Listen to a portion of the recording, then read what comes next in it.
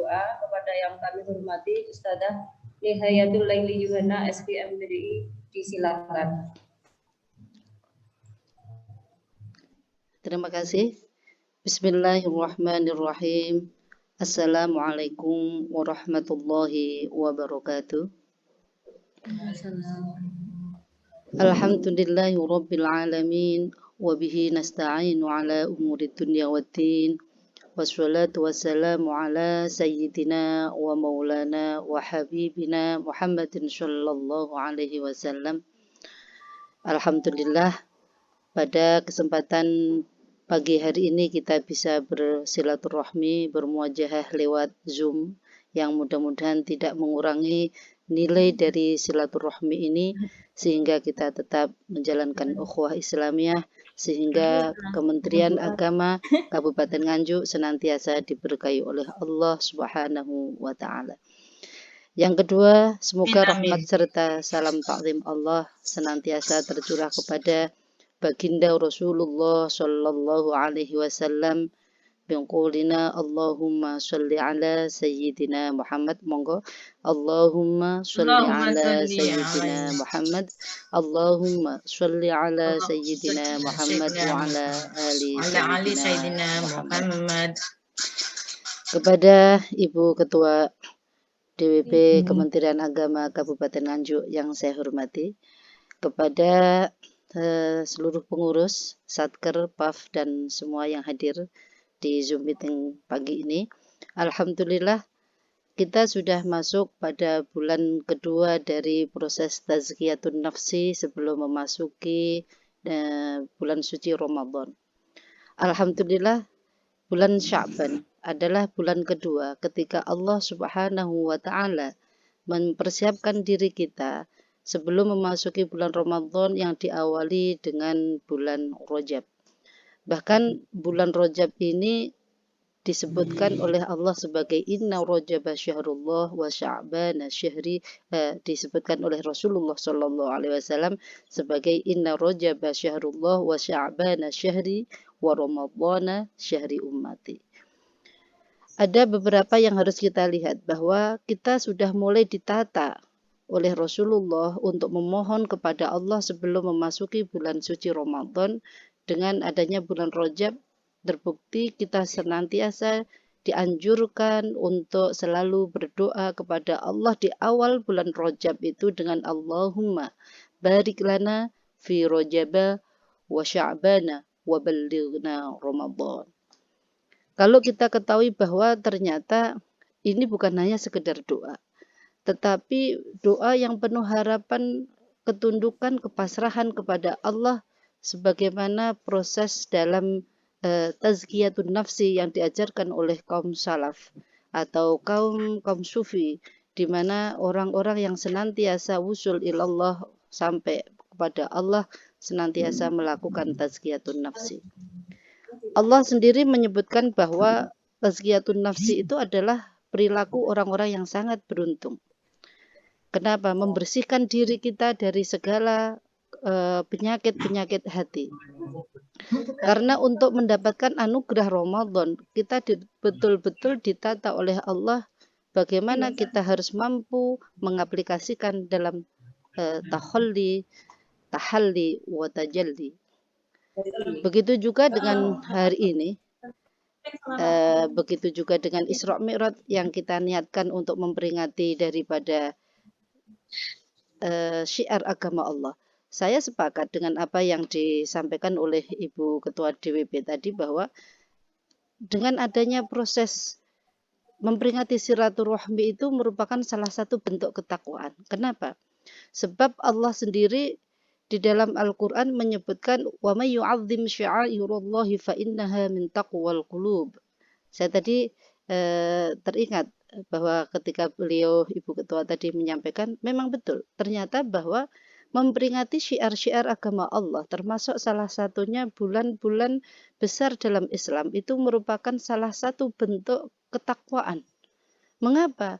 Tidak mungkin orang yang ingin memperingati hari besar agama Islam tanpa menginginkan adanya natijah atau buah atau ikhtibar atau ibroh atau hikmah yang ada di dalam peringatan bulan tersebut.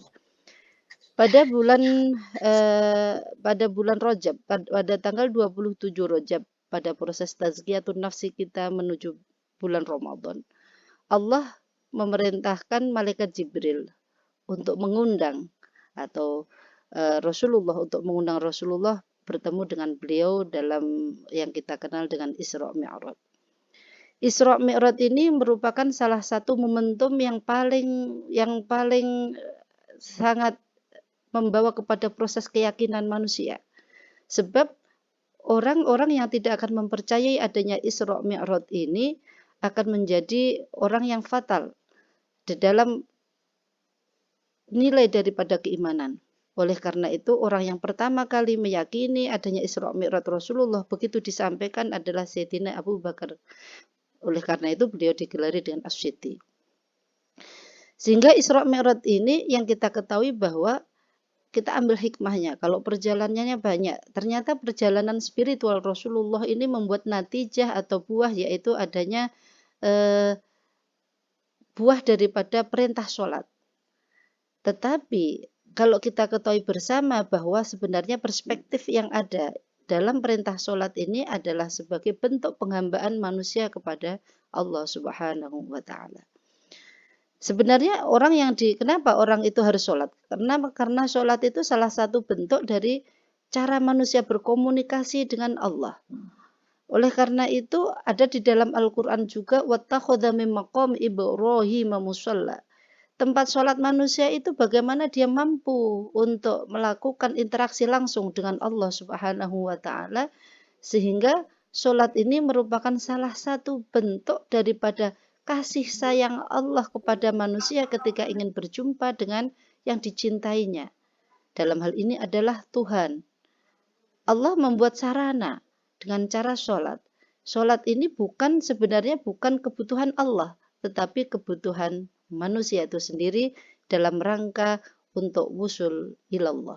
Bagaimana manusia bisa menyampaikan? Seperti kita menyampaikan segala sesuatu ketika kita itu sedih, ketika kita itu dalam posisi sulit, kita senantiasa membutuhkan teman untuk curhat, maka ketika kita sudah menghadap Allah dalam posisi sholat, maka tidak ada kata lain adalah ketundukan, kepasrahan, dan kebahagiaan yang totalitas kepada Allah Subhanahu wa Ta'ala karena telah mampu berkomunikasi dengan Tuhan. Amin. Yang kedua, bahwa hikmah. Yang harus kita ketahui, hikmah dalam sholat itu, kalau kita tahu bahwa bukan Allah, ternyata memang betul bukan Allah yang butuh. Seandainya manusia seluruh dunia ini tidak sholat pun, Allah tetap Allahu Akbar. Tidak mungkin Allah menjadi kecil. Nah, oleh karena itu, sebenarnya proses daripada sholat ini sebagai bentuk rasa cinta dan kasih sayang Tuhan kepada hambanya.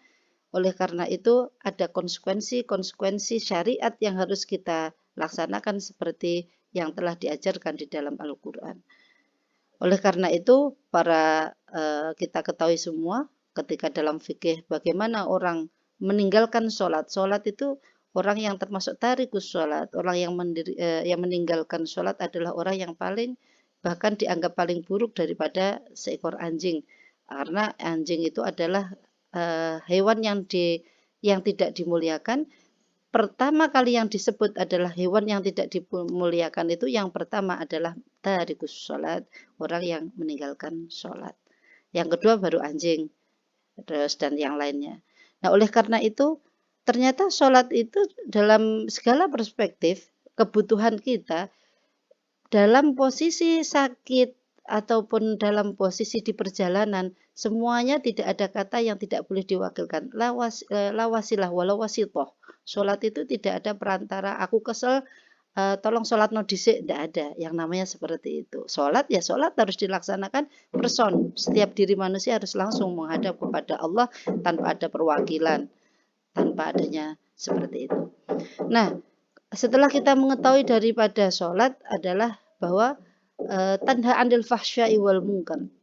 Sholat itu merupakan bentuk salah satu cara manusia untuk melakukan proses tanha anil fahsya. Kenapa orang bisa mampu melakukan tanha anil fahsya, mencegah dari perbuatan yang mungkar? Karena ketika manusia itu sendiri merasa bahwa Allah senantiasa melihat dirinya, maka sangat kemungkinan kecil dia melakukan sesuatu yang di luar batas sebagai hamba. Nah, oleh karena itu, sholat ini mudah-mudahan kita senantiasa seperti Sayyidina Ibrahim alaihi salam. Nabi Ibrahim itu, nabi-nabi terdahulu itu sebenarnya sudah menjalankan sholat, sudah menjalankan puasa, tetapi bentuknya berbeda dengan cara kita. Kalau kita memang sudah diberi langsung caranya, usollu kama ra'aitumuni usolli, seperti itu Rasulullah mengajarkan, tetapi nabi-nabi dahulu juga sholat. Terbukti ketika kita buka Al-Quran, Nabiullah Ibrahim alaihissalam selalu berdoa. Padahal Nabi saja memiliki putra Nabi yang namanya Nabi Ismail, tetap berdoa kepada Allah agar putranya dijadikan oleh Allah menjadi orang-orang minal abidin, orang-orang yang senantiasa mendirikan sholat. Dalam Al-Quran, beliau Nabiullah Ibrahim menyebutkan, memohon kepada Allah, Rabbi ja'alni muqimas sholati wa min dzurriyyati. Rabbi, ya Allah, ij'alni, jadikanlah hamba ya Allah, muqimas sholah, orang yang senantiasa mendirikan sholat, wa min dzurriyyati, dan seluruh anak turun saya. Itu doa Nabiullah Ibrahim yang diajarkan kepada kita di dalam Al-Quran. Oleh karena itu sudah selayaknya kita pun, siapapun kita, jabatan kita apapun, kekayaan kita sebanyak apapun, kesibukan kita sebanyak apapun juga, maka ingatkanlah anak-anak kita untuk senantiasa sholat. Walaupun dia adalah anak-anak yang sudah mungkin sudah dewasa. Terkadang anak juga jengkel, saya kok diingatkan sholat terus toh, Mak.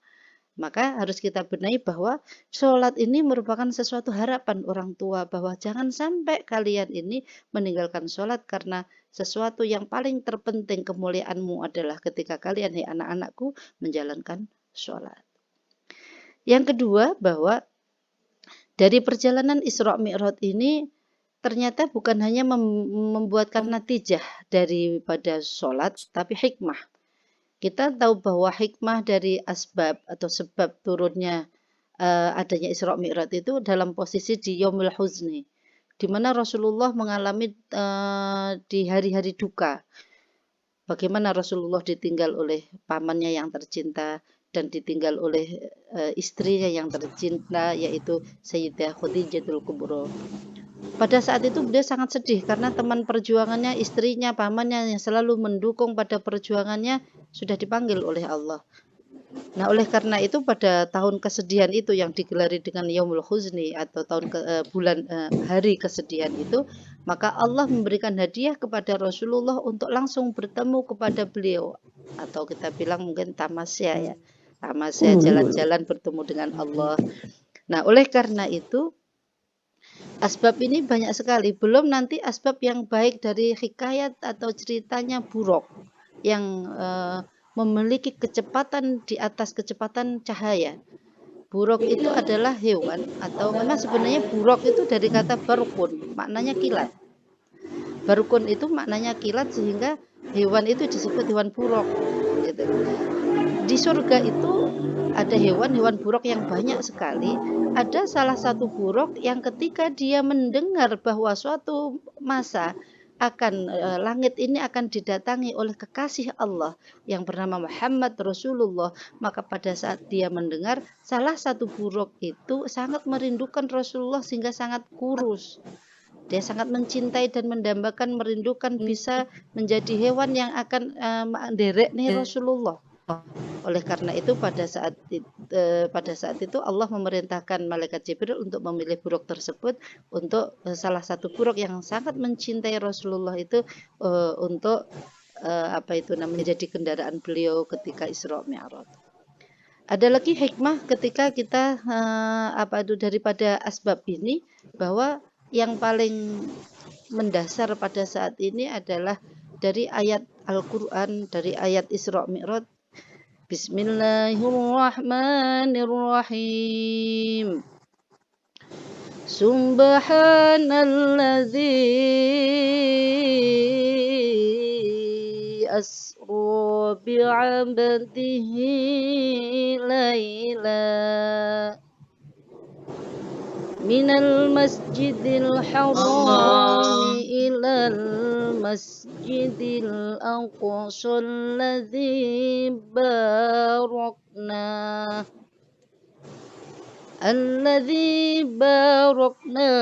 haulahu linuriyahu min ayatina.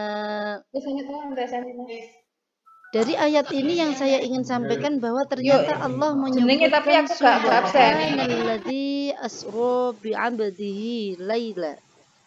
Lafadz bi'abdihi yang pada saat ini menggelitik ya ketika orang, kenapa Allah itu tidak menyebutkan aku demi apa itu akan subhanalladzi, maha suci Allah yang telah menjalankan.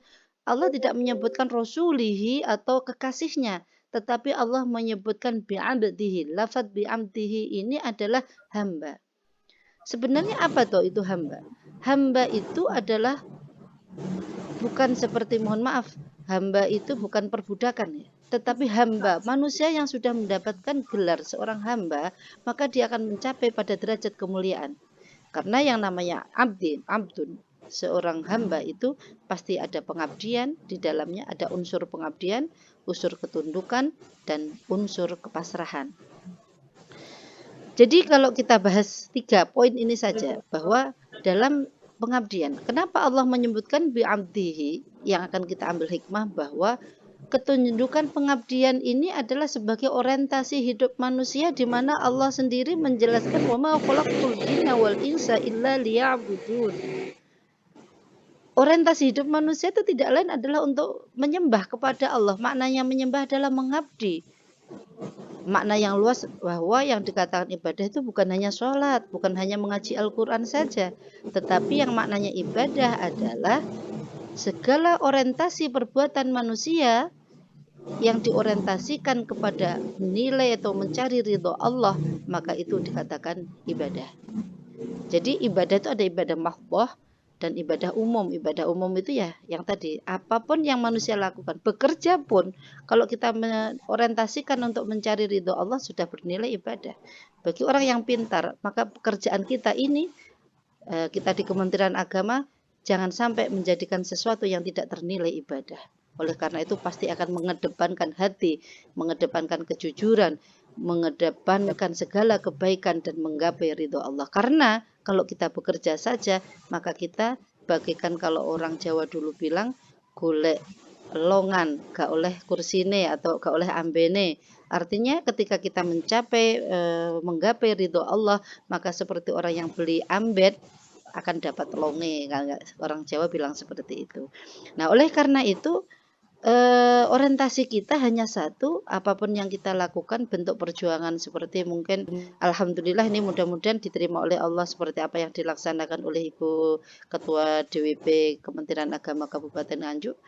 Dalam silaturahmi di Zoom ini tidak lain hanyalah satu, untuk mencari ridho Allah. Bagaimana silaturahmi kita ini bisa terjalin, karena in ajriya illa 'ala Allah.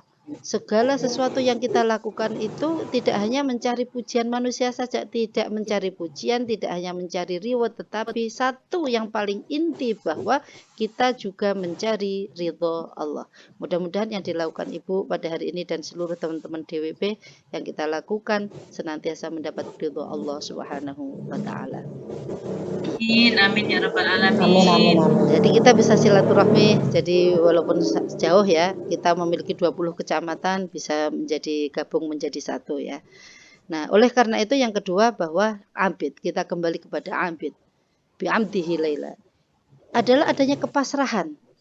Kenapa Allah menyebutkan sebagai abid? Karena di situ ada taslim.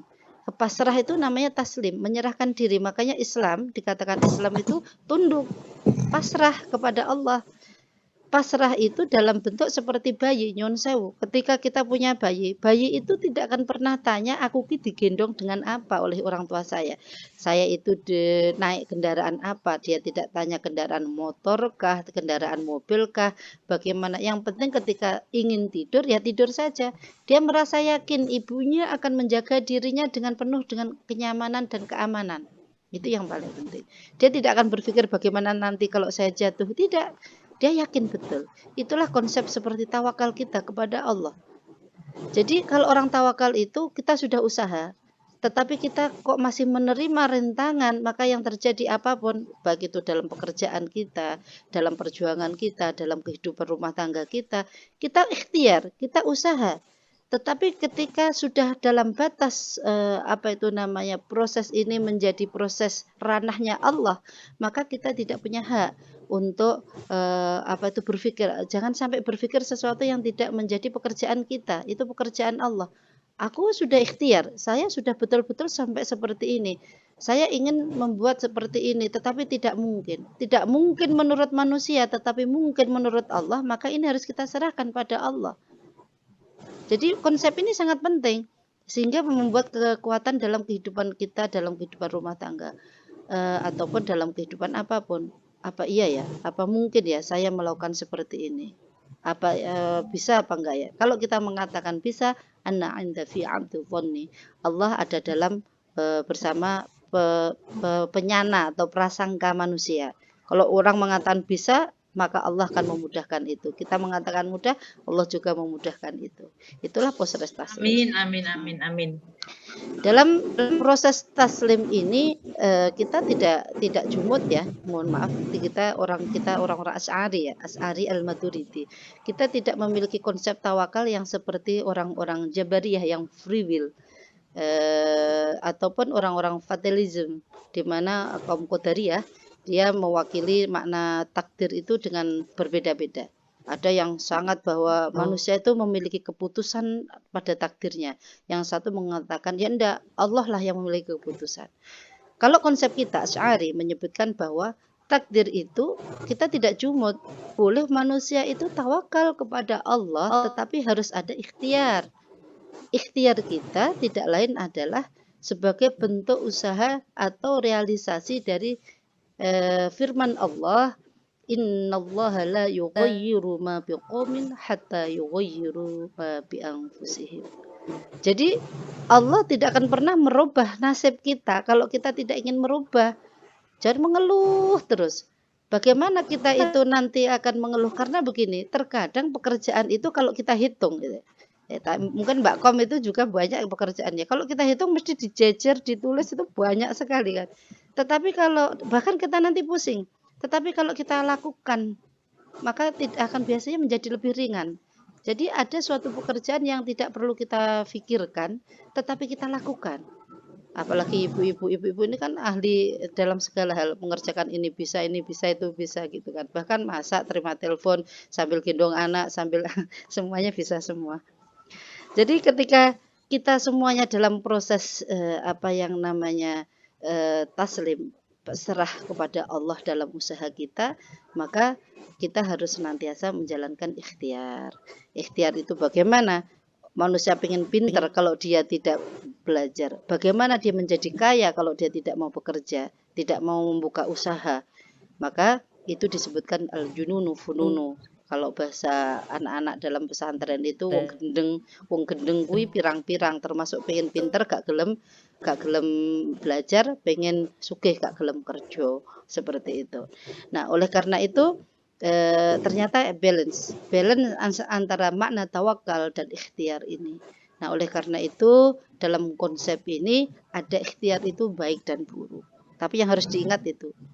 Ya, jadi ini untuk kehidupan kita. Hikmah daripada makna bi'amdihi laila. Mohon maaf. Terkadang manusia itu melihat seorang lain itu baik. Saya tanya ketika baik itu bagaimana proses baik? Baik atau buruk? Sekarang saya tanya baik dan buruk. Masalahnya kalau tolok ukur baik dan buruk itu diserahkan kepada manusia, maka yang terjadi adalah subjektivitas diri. Si A menyebutkan orang lain temannya baik karena mungkin ada kepentingan yang dia terpenuhi oleh teman tersebut. Si A mengatakan tidak baik karena mungkin tidak kenal. Si A mengatakan dia tidak baik karena mungkin pernah hutang nggak dikasih, kan seperti itu.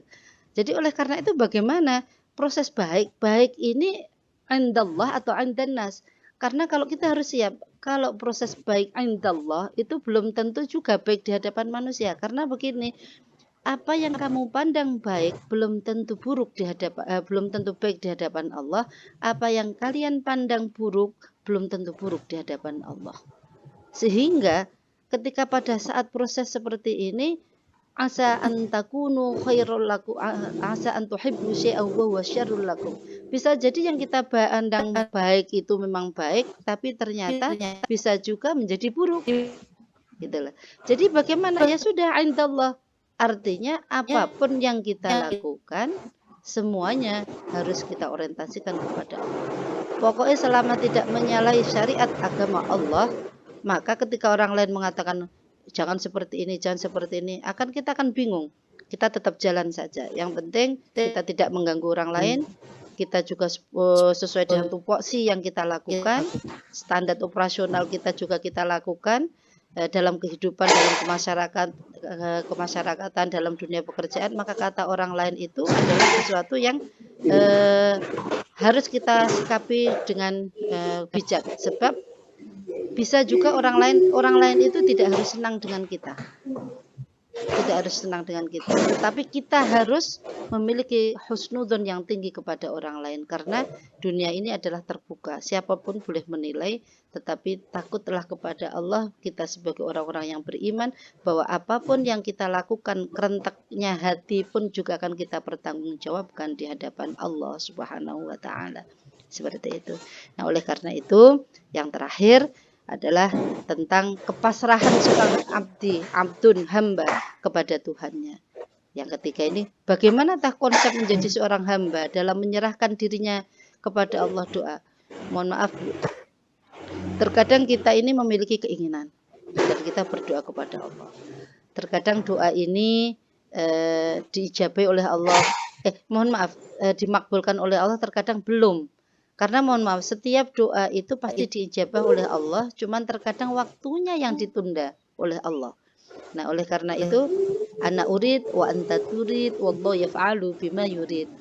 Saya ingin, panjenengan ingin, tapi di antara keinginan kita ada Allah yang Maha menginginkan. Kira-kira mayyasya, semua yang dikehendaki Allah yang akan terjadi. Oleh karena itu, apa yang harus kita lakukan? Kita senantiasa harus pasrah kepada Allah, selaya berdoa bahwa kita yakin bahwa Allah itu sangat dekat dengan kita. Kita tidak harus lagi ke Mekah. Bagaimana saya mendekat Allah? Loh, boleh ke Mekah itu baik, tetapi bagi orang yang tidak mampu, bagaimana? Dia sendiri harus meyakini dan memang betul. Bahkan Allah itu lebih dekat. Wa nahnu aqrabu ilaihi min hablil warid. Allah menyebutkan seperti itu. Aku itu lebih dekat daripada urat leher manusia. Allah itu sangat dekat sekali. Nah, oleh karena itu Allah berfirman, wa idza sa'alaka 'ibadi 'anni. Wahai Muhammad, ketika hambaku bertanya tentangku, maka jawablah, fa inni qarib. Maka aku sangat dekat sekali. Ujibu da'wat ad-da'i idza da'an. Allah menyebutkan Allah akan menjawab setiap doa dari hamba-hambanya ketika dia memohon kepada Allah. Oleh karena itu, mari kita berusaha untuk meningkatkan pemahaman bahwa doa kita merupakan permohonan, bukan tuntutan. Kita nggak menuntut pada Allah, kita ingin, kita mohon sebagai hamba. Tetapi kita ikhlas tunduk ketika Allah masih menunda, karena mungkin doa kita ini nanti akan diijabai oleh Allah ketika nanti di akhirat. Seperti itu. Oleh karena itu, seperti ada orang yang ingin menghajikan orang tua sampai meninggal, tidak pernah bisa menghajikan orang tua, tetapi Allah yakin akan memberikan nilai haji itu kepada dia dan kepada orang tuanya. Seperti itu. Nah, oleh karena itu, dalam rangka Isra Mi'raj ini, kita mengambil salah satu hikmah intisari daripada pengabdian seorang hamba, mencontoh dari ketauladanan Rasulullah yang diangkat sebagai hamba dari Allah. Mudah-mudahan kita semuanya senantiasa dalam ranah yang senantiasa diridhoi oleh Allah dan dijaga hati kita dari segala keburukan-keburukan yang akan membawa diri kita menjadi orang-orang yang merugi, sehingga kita senantiasa mohon kepada Allah, ilahi anta maksudi wa ridhaka matlubi, ilahi anta maqsudi wa ridhaka matlubi. Ilahi, engkaulah yang menjadi orientasi hidup kami. Wa ridhaka, dan ridhomu adalah matlubi yang senantiasa hamba cari. A'tini mahabbataka wa ma'rifatak, berilah hamba ya Allah mahabbataka, kasih sayangmu, cintamu, wa ma'rifatak, dan ma'rifatmu ya Allah. Oleh karena itu mudah-mudahan kita senantiasa dalam satu kesatuan, walaupun kita jauh di antara teman-teman, sehingga salah satu kita jadikan media sosial ini bukan menjadi media yang senantiasa membawa kepada keburukan, tetapi kita ciptakan media massa yang senantiasa menjalinkan ukhuwah di saat kita sendiri terhalang oleh ruang dan waktu. Satu-satunya adalah saling doa. Mudah-mudahan kita semuanya dan keluarga kita senantiasa diberi kemudahan oleh Allah Subhanahu wa Ta'ala. Amin, amin. Kita doakan pimpinan kita, Bapak Taufik dan Ibu, senantiasa dalam ridho Allah Subhanahu wa Ta'ala. Amin, amin.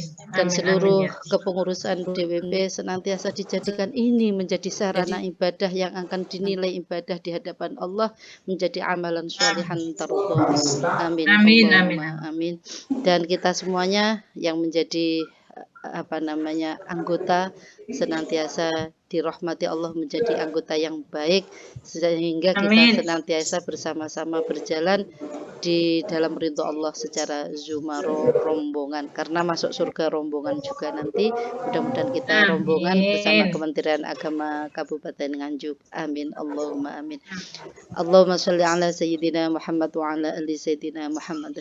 Allahumma ya Rabbana taqabbal minna innaka antas sami'ul alim wa tub alaina ya Maulana innaka antat tawwabur rahim. Allahumma ya Rabbana ij'alna min ibadika sholihin waj'alna min ibadika syakirin waj'alna min ibadika al-mukhlisin. Allahumma ij'alna ya Rabbana min ahlik. Allahumma ya Rabbana ihdina ila syiratikal mustaqim. Ilahi ya Rabbana antallah.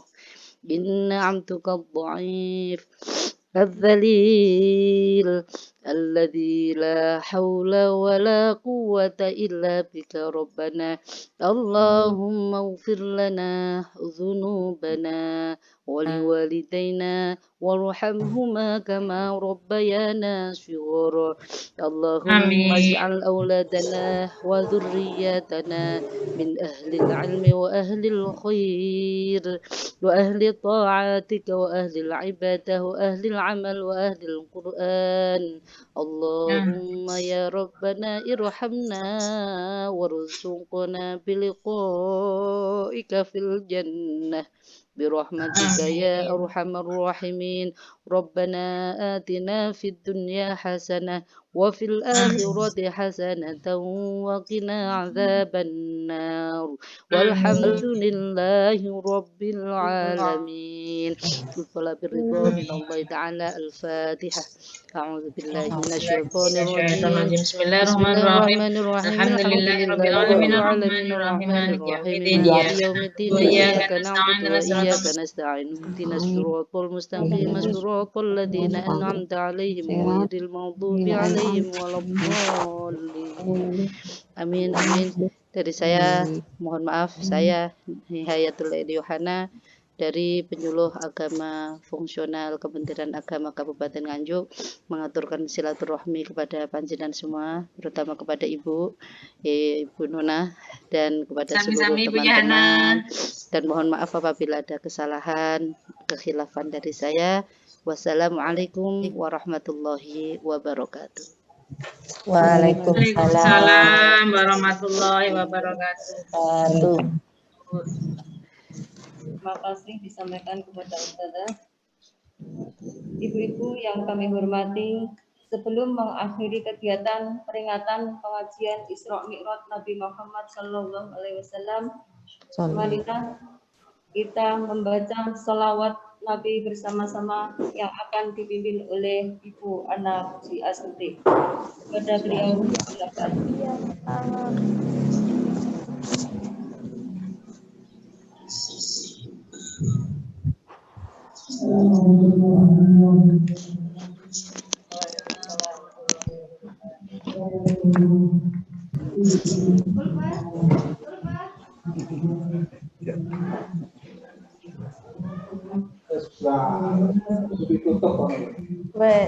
Salawatan harapan. Apanya apa? Bersih-bersih. Oh, beli berarti.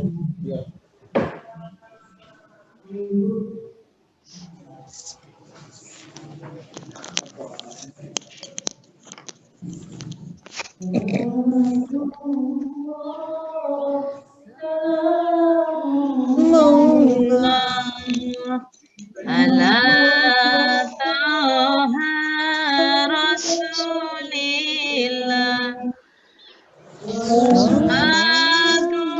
salatullah salamullah ala yasin habibillah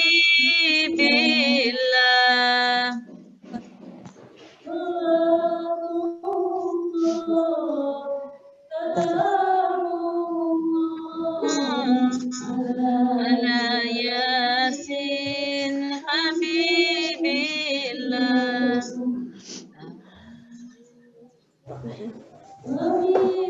Ya, record.